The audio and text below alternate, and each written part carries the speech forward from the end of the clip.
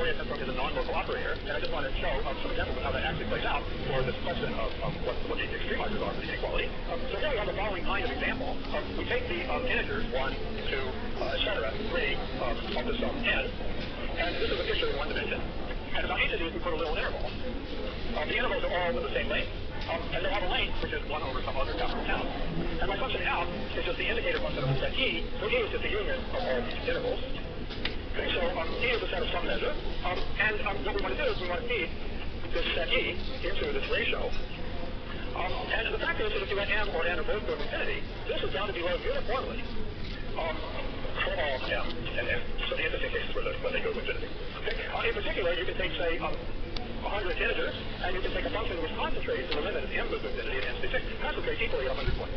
And I'm not saying that those functions extremize the inequality, but they don't do a bad job. They come within a very reasonable fixed factor, no matter how large m and n are. So this is a very strong kind of non-locality. So the part of this in this problem, competitors will try to extremize this pretty well, and with nothing like that. Okay, and that will be fundamental throughout the discussion. Okay, so in my talk there's only one theorem, and the talk will mostly be about an outline of the ideas in the proof. And here's one version of the one theorem. So given a dimension, there's a positive constant c, so for any function f and lt, the LT norm of that is less than or equal to the optimal constant times the norm of f, minus something concrete. So this says, of course, that the concrete thing involves the distance from f to the sum of all Gaussians. This clock g is supposed to be the set of Gaussians. So it just says in particular that only Gaussians can extremize, but gives you a quantitative form of that statement. It tells you that you miss extremizing by a definite amount if you're definite distance away from the Gaussians. Okay. Now, the exponent q here is, of course, optimal. If you have a function which has a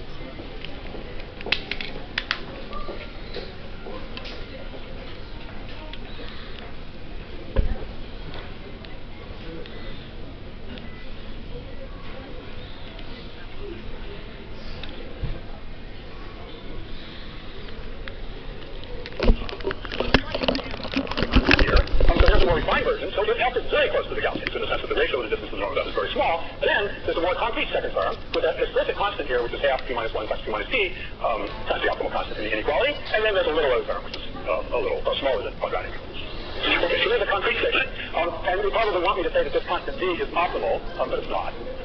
There's a third version of the theorem which I'm going to spare you. The statement is longer and less pleasing. That in that third version, the distance is measured in a slightly different way, and in that third version, this constant d here actually appears, and it is an optimal constant. So in a sense, there is an optimal constant for this next term in the inequality. But you have to formulate it just right, and it's a little awkward.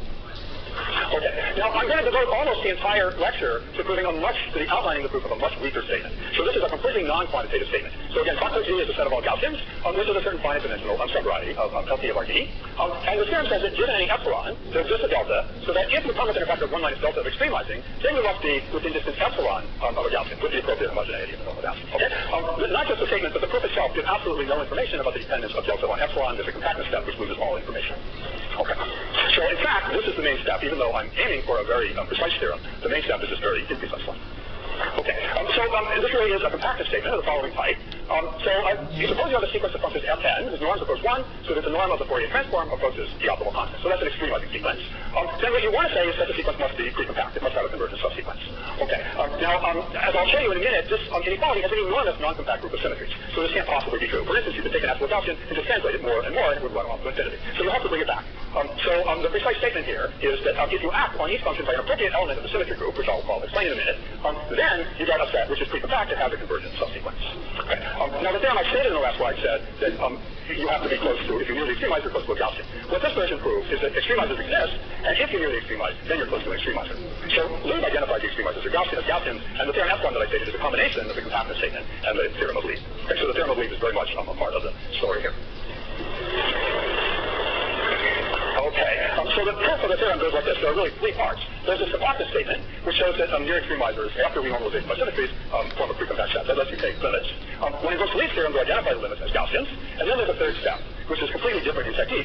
Once you know you're very close to an extremizer, you can take the functional norm of f over norm of p. You know f is very close to a Gaussian, and you expand this in Taylor series without a Gaussian, and you just analyze the quadratic part of that Taylor expansion. So that's rather algebraic. I'll talk a little bit about that at the end, but that's not the main point. So that's how one goes from a completely non-quantitative statement to a rather precise one. It's because at the end you can do a completely different analysis once you know you're close to a Gaussian. Okay. All right. So the inequality has a number of symmetries of various kinds, and a very important one is you can compose a function with any element of the general linear group, and the ratio of the norms is completely preserved. Okay. So we're accustomed in analysis to seeing inequalities that are during better translation, maybe rotation, often dilation. It's rather rare to have the full affine group as a group of symmetries, but one has it here. Okay.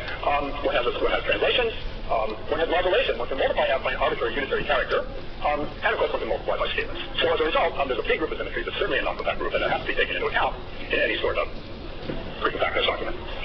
Okay. The presence of the affine group as a group of symmetries, of course, strongly suggests some of the things that might arise in the analysis, namely things that are invariant in their affine transformation. So, of course, the class of convex sets is affine invariant, the class of ellipsoids is affine invariant, and, of course, we expect to see ellipsoids, those are super-level sets of Gaussians.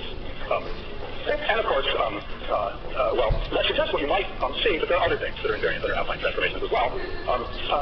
So those are what I call continuum multi-progressions. So, first of all, discrete multi-progression is a well-known kind of object. So it's a set Q. It has a starting point U. There are finitely many steps, d sub I, and you're allowed to step a certain prescribed number of times in each direction, d sub I. And all sums you can get to in that way with a certain number of steps in each direction. That's a multi-progression. All right. So here I gave you, well, let me come to this in a second. We're going to be working with continuum multi-progressions. They are sums of discrete multi-progressions and ellipsoids, or if you prefer, convex sets, either one. And those are equivalent definitions for my purposes. So a continuum multi-progression is a sum, all the points you can get by adding elements of a discrete progression to a convex set. So in one dimension, the convex set of the ellipsoid is just an interval, and here we have a typical example of a continuum multi-progression. Here's the discrete part, and then this is the continuum part. Okay? And of course, those are invariant under affine transformations. Okay. An important concept in the proof would be quasi-extremizers. So if you have a number of delta, which typically would be very small, a delta quasi-extremizer of an inequality like this is a function f for which the norm of t of f is greater than or equal to delta times the optimal constant times the norm of f. Okay. So we're mainly going to be interested in the case where delta is very close to 1, but the proof has to use the case where delta is very small. So those are quasi-extremizers. And for many inequalities, it's interesting to study quasi-extremizers. It's a rare inequality for which you expect to be able to find optimal constants and extremizers exactly, but quasi-extremizers are more robust. They tell you a lot about the inequality, and that's something that's interesting to characterize. One expects to be able to do that more often than actually finding extremizers. Okay, we're going to explore the connection with Young's convolution inequality, and indeed, Hausdorff's original proof of the Hausdorff-Young inequality did this.